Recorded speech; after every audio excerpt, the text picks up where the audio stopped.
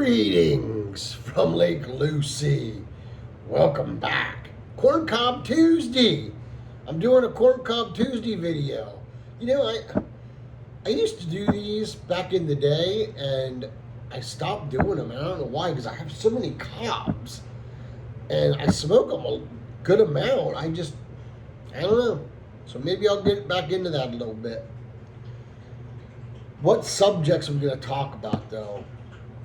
Well, first let's do some housekeeping. Cup of mud. It is Lancaster Roasters, Star Barn Maple Walnut.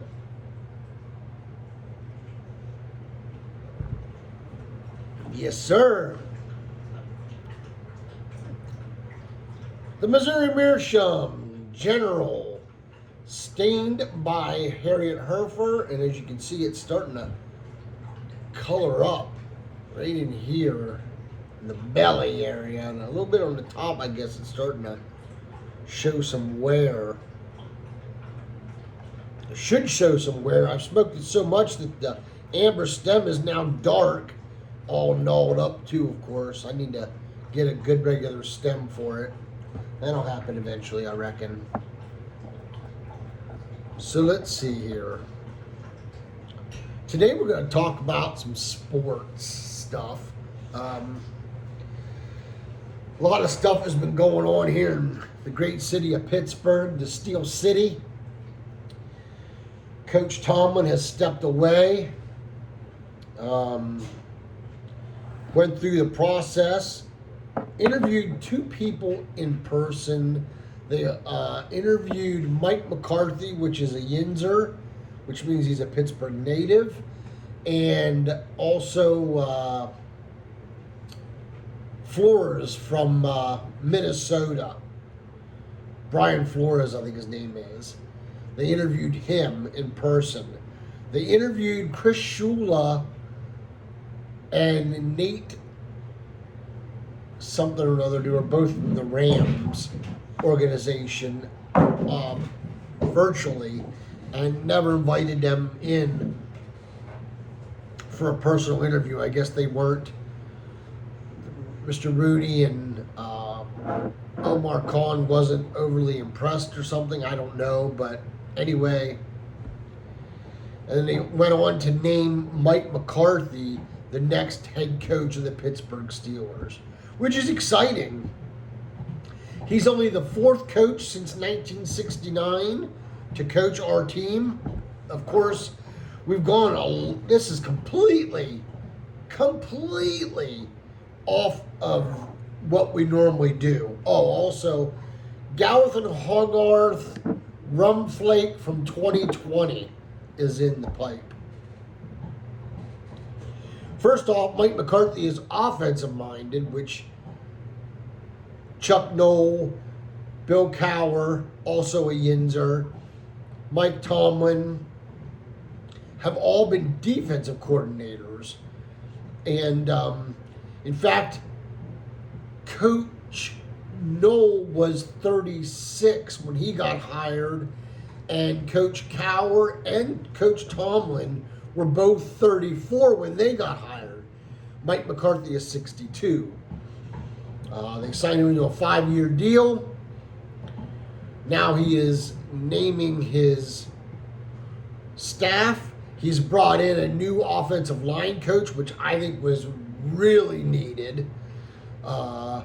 Patrick Graham has been named the defensive coordinator. He was in Oakland, and he was in Dallas.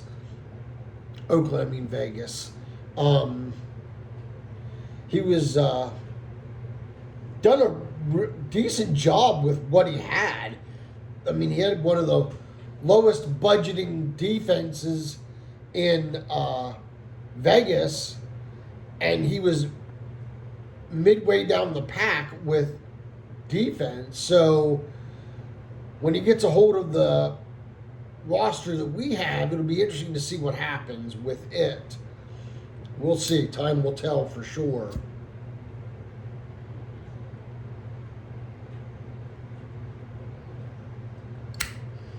A lot of people are up in arms over the McCarthy hire. Me, personally, I was not. The reason why is because, one, I personally feel that an offensive-minded coach is maybe what we needed. I mean, let's be honest, guys. We only scored 6 points that past year in the playoff game that we played. Once again, one and done. So 6 points is not gonna win a playoff game in that. So we'll see what happens. Also, I think the fact that he's a Yinzer, grew up not far from where Heinz Field sits. Yes, I still call it Heinz Field. It will always be Heinz Field to me. I think that it's a good thing because he wants to be there. He truly, honestly wants to be here. And that's huge. You know, when you have a coach coming in, not just for the opportunity to be a head coach or the opportunity just to make some good money on a 5-year deal or something, because it's not normal behavior for Pittsburgh organization to fire a head coach. So, you know, it's good to see this going on. So I think that for that matter too, I think it'll be really good for us to have McCarthy come in. He got very, very emotional during his press conference when he was introduced as the head coach, which just goes to show how much this means to him. I love that.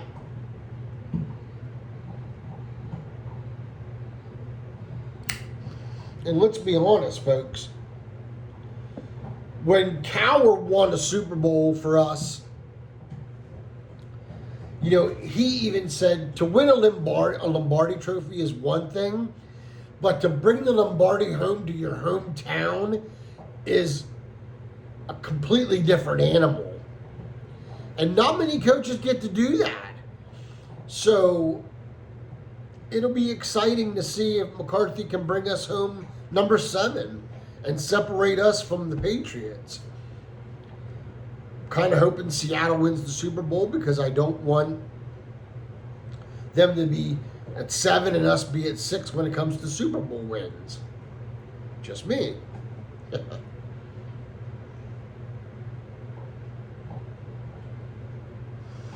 It will be very, very interesting to see how it all shakes out. You know, I think that he has definitely brought out the good in Favre. McCarthy coached and when they brought in Aaron Rodgers, he helped develop Aaron Rodgers into, let's be honest, a Hall of Famer. And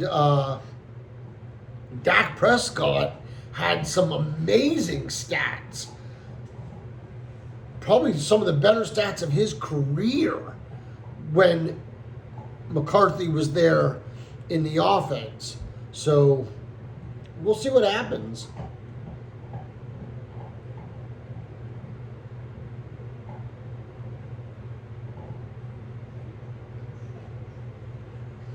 He said that he is very excited he is very intrigued about Will Howard, which is the quarterback that we drafted last year in the 6th round from Ohio State.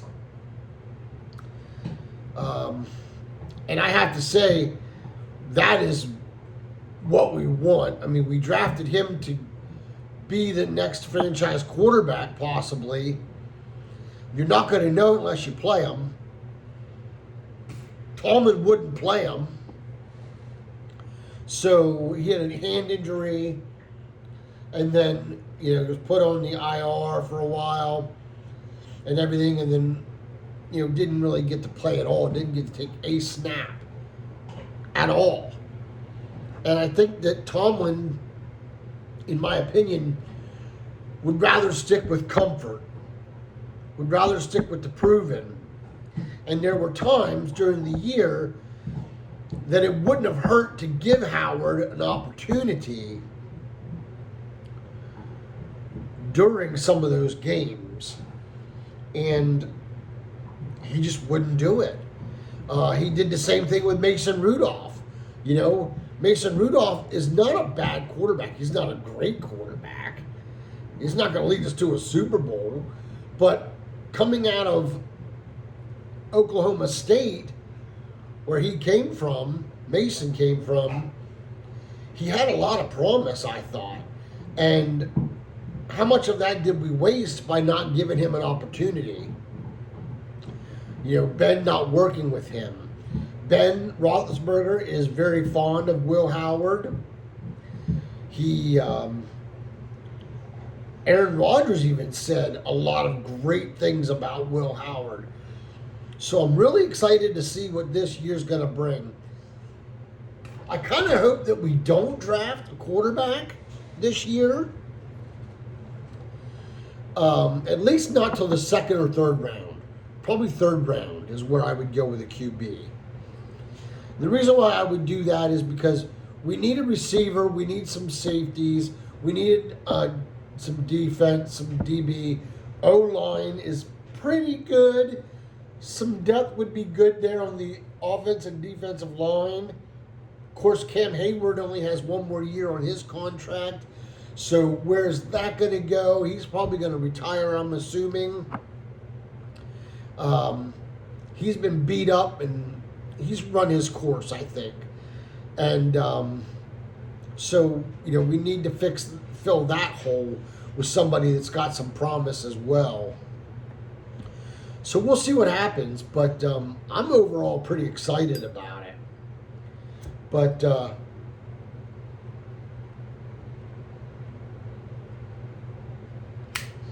we'll see. Last night I watched the stadium hockey game. This year it was held in Tampa Bay. It was the Lightning and the Bruins. That game did not disappoint. Man, did that game not disappoint. Boston came out and scored right away. Now, the Bruins are known as the highest penalized team in the NHL. And they showed that last night. In fact, it cost them the game, I think.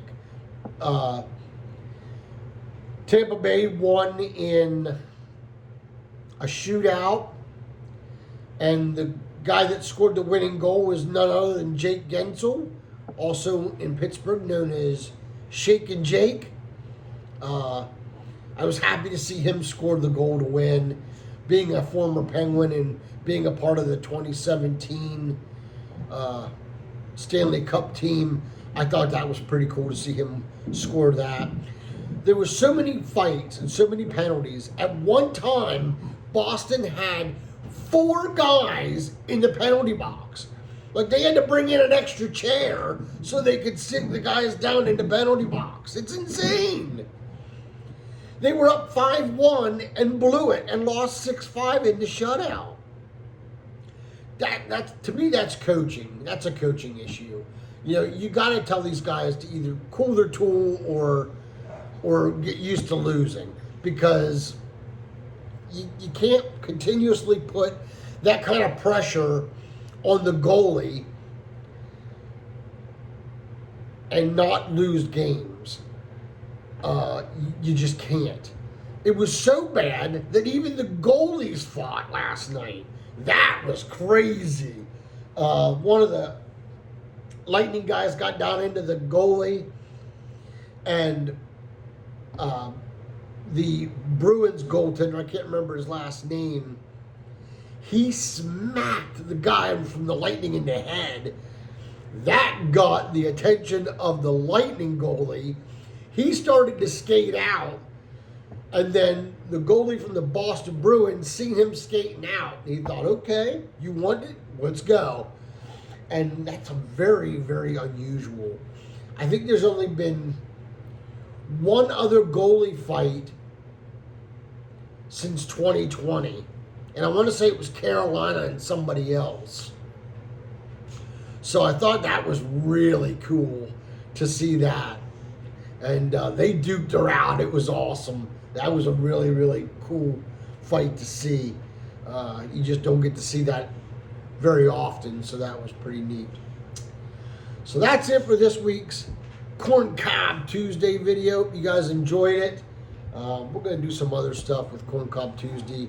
Let me know if you have any ideas, anything you want me to talk about, maybe my autographs, my meet and greets of meeting these guys, these athletes and stuff to get signatures, or whatever you want me to talk about. And I'll take that in consideration and we'll go from there. So, until we can get together and pack a pipe or smoke that great cigar, let all that you do be done in love. Y'all take care and God bless. This has been a Porter production.